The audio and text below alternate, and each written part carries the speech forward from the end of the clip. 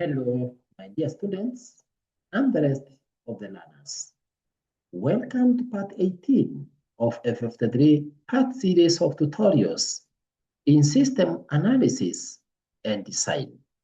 In this presentation, we shall be looking at system analysis techniques.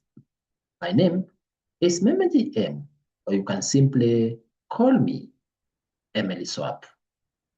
This is a continuation of topic number 3 on performing system analysis. When we speak about system analysis techniques, we are referring to the systematic methods that are used by systems analysts to understand existing systems, identify problems, and define requirements for improved or new systems. In educational institutions, such as universities, colleges, and TVET institutions, these techniques support the design of systems that enhance administration, teaching, learning, and decision-making. Several formal techniques are applied during system analysis for the purposes of improving the accuracy of information and decision-making. These are the structured analysis, the object-oriented analysis or OOA, the cost-benefit analysis CBA, the gap analysis, and risk analysis. Let's begin by looking at what we call structured analysis. Structured analysis is a traditional or process-oriented approach that focuses on what the system does rather than how it is implemented.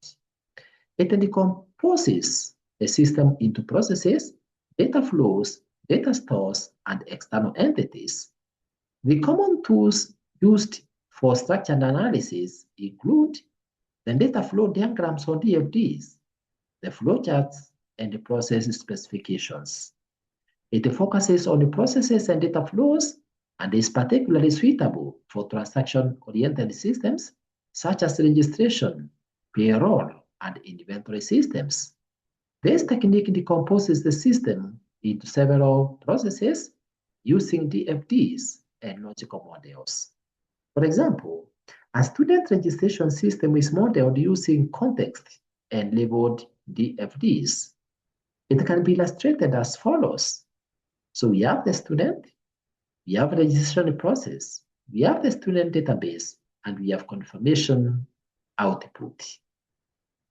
In a student registration system at a public technical institute, a context diagram would show the interaction between students, the registrar, and the finance office.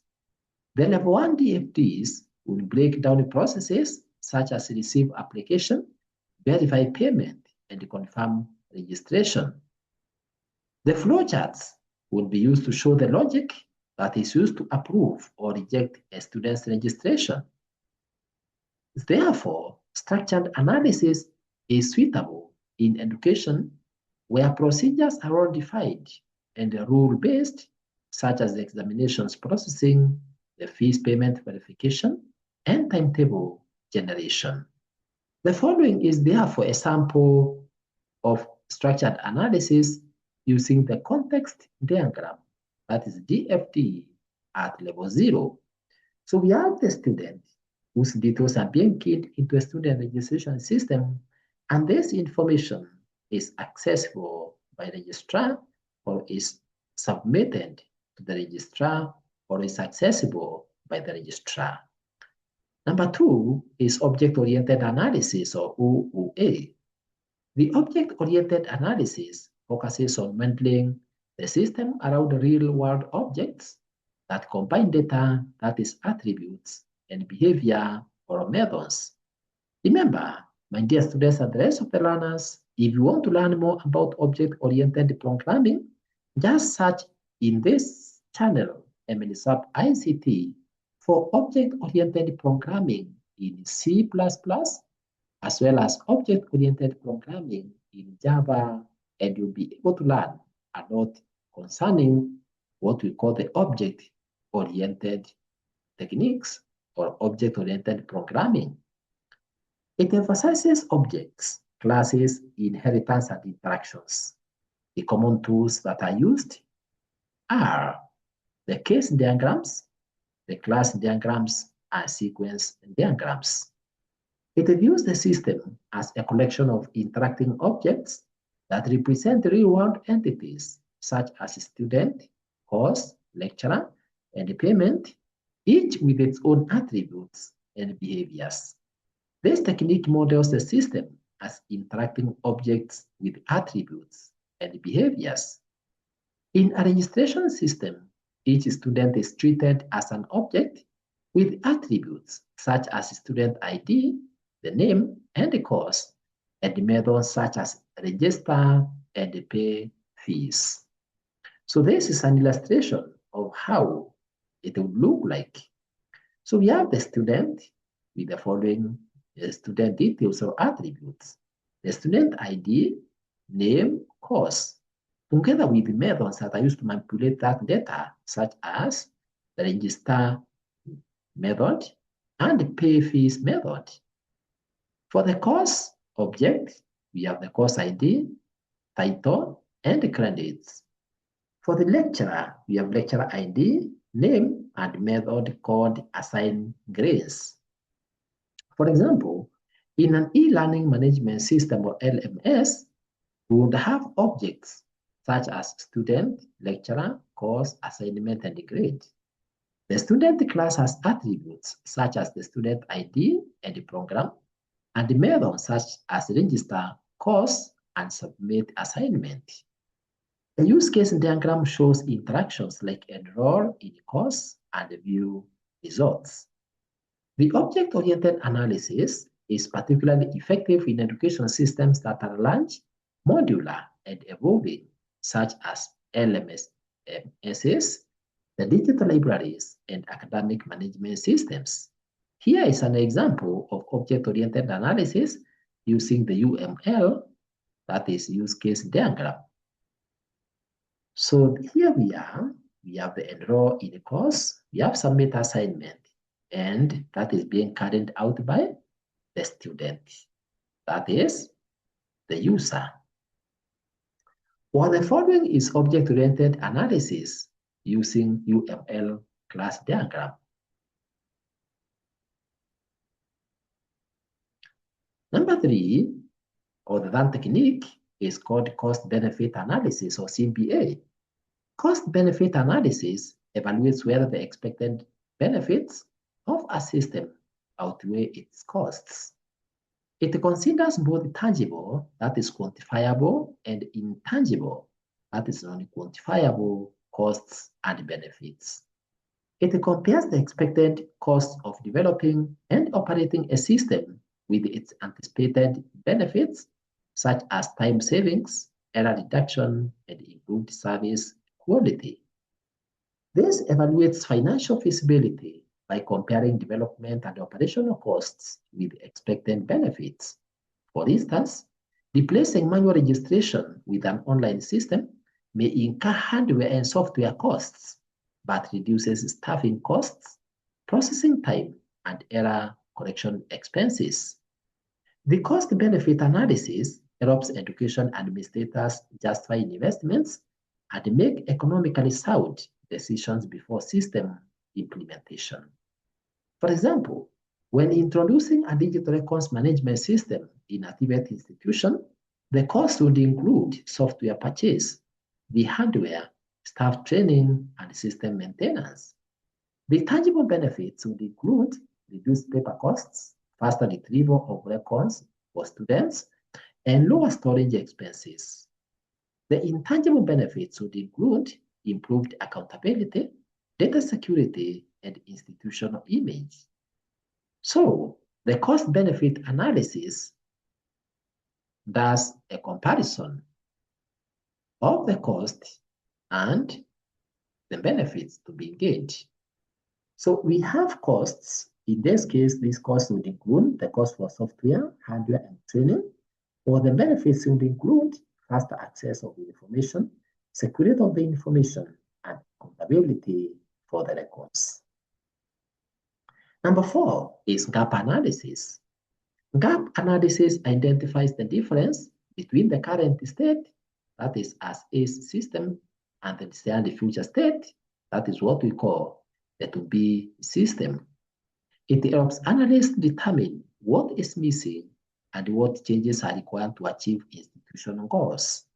It identifies the difference between the current system and the desired future system in order to determine what changes are required. For example, we have an area like registration. The current system is making use of manual forms, and therefore the desired system would be online registration. On the area of records, we have paper files, and that can be replaced by digital database. We have reporting, which is done manually by the current system, but with the new system, it can be done real time. A common example is moving from manual grading to automated grading. For example, in a college currently using manual student attendance registers, as ACE state would be paper-based attendance, delayed reporting, and the frequency of frequent errors. The to-be state would be having biometric or online attendance tracking with real-time reports. And the gap would be lack of automation, absence of real-time data, and poor integration with student records. The gap analysis enables educational institutions to plan targeted system improvements rather than ad hoc changes. The gap analysis, that is as is versus to be, diagram will look as follows. As is manual maintenance. There is a gap, and then the to be is biometric attendance. Let's now look at risk analysis technique. The risk analysis technique involves identifying, assessing, and managing potential threats that will negatively affect system development or operation. The risks may be technical, financial, operational, legal, or human-related. It identifies potential problems such as technical challenges, the user resistance, or financial constraints, and assesses their likelihood and the possible impact on the project. An example is when implementing an online examination system where the technical risks would include system downtime during exams. The security risks would include examination leakage or unauthorized access. The human risks would include low ICT competence among staff and students. While the legal risks would include non-compliance with data protection regulations. Therefore, risk analysis allows institutions to put mitigation measures in place, such as backups, user training, access controls, and the contingency plans. So we have the high impact versus high likelihood of system failure. That is highly likely. And a medium risk, we can have data or data breach. Under the low risk, we have user errors. Example of risks would be staff resisting change. That would be of high probability and high impact. And therefore, to mitigate that, we have to implement training programs. On budget, we have budget or we have a risk of running the budget. But that probability is medium, but the impact can be very high. And the mitigation strategy is to implement what we call the phased development. The other risk is system downtime. The probability of that happening is low, but the impact is high. And what is needed is backup servers. The risk analysis table diagram will look as follows, where we have the risk, probability, impact, and mitigation. And the staff resistance change, the possibility is high, the impact is high, and therefore there is need for training programs. Under the budget, we have the risk of overrunning the budget, and the probability is medium, but the impact is very high, and therefore we need to do what we call the phased development. Under the system downtime, as a risk, the probability of it happening is low, but the impact is high, and therefore there is need for having the backup servers. In conclusion, my dear students and the rest of the learners, system analysis techniques provide a structured foundation for understanding and improving educational systems. The structured analysis emphasizes on the processes and data flows, while the object-oriented analysis models real-world educational entities. For cost-benefit analysis, it ensures that the financial viability, and for gap analysis, it highlights improvement needs. The risk analysis would include safeguarding the system's success. Together, these techniques support the development of efficient, secure, and sustainable information systems in education. And with that, my dear students and the rest of the learners, we have come to the end of part 18 of the series. You can continue or proceed to part 19 of the series, in which we are going to learn about the activities that are performed during system analysis. Congratulations, therefore, for learning part 18 of 53 on system analysis techniques in Perform Systems Analysis and Design course. You can access the rest of the parts in the series, as well as other computer or ICT videos, by clicking or tapping on EMELISWAP ICT YouTube channel below this video. To subscribe to the channel, tap on subscribe button below this video in YouTube. That is where you're watching this video from, if it's not currently reading as subscribed. For any further correspondence, kindly write to us through the email emeliswap@gmail.com. Thank you very much for listening to me.